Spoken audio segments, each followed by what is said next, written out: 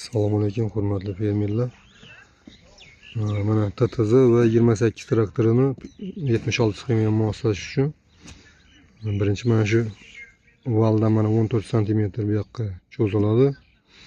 Keyin uchidan mana 14 sm kesiladi. Mana kesilmagan holati bu kesilgan.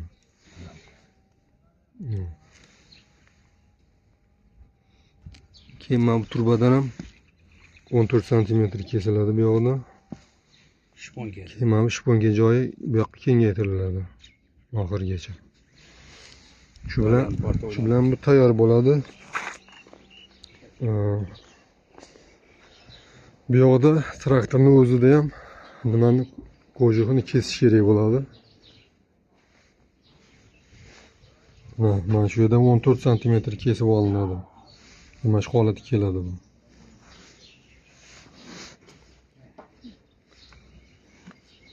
Mana bu yog'i mana tayyor holati.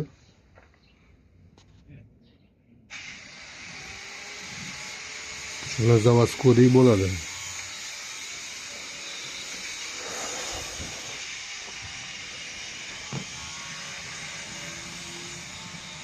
Bitta bolt qoladi mana shu yerda, bo'ldi. Ikkitasi olinadi.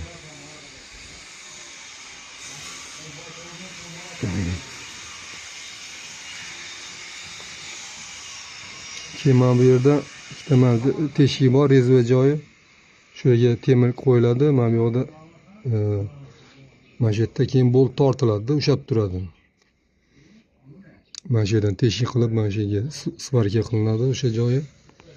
Keyin mana shu yerdan bolt bilan tortib qo'ysa, ushlab turadi. G'ildirak u yoqqa ketmaydi o'shanda. Mahkam bo'lib turadi. Страховка uchun boshqa hech qanday joy o'zgartirish shart emas.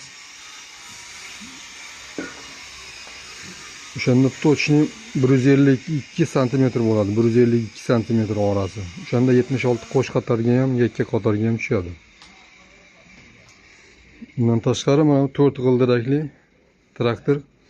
Bu ham mana 152 sm ga regirovka qilinadi. Bu bemalol tushaveradi. O'zi yarim metr kelguncha ichiga kirib oladi. Oldi ham shunga regirovka qilinadi mana. 152 sm chiqishi kerak o'rtasi.